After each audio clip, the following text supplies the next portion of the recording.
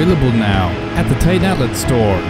In this video, we are demonstrating a 2012 Case 590N. This loader backhoe features a 96-inch, 1.5-yard standard loader bucket with bolt-on edge, along with a 24-inch, 10-cubic-foot backhoe bucket with bolt-on edge.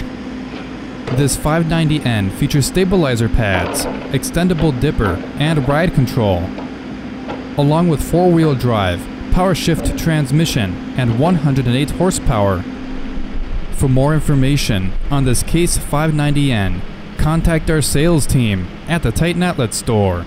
To view more equipment videos, check out and subscribe to our YouTube channel.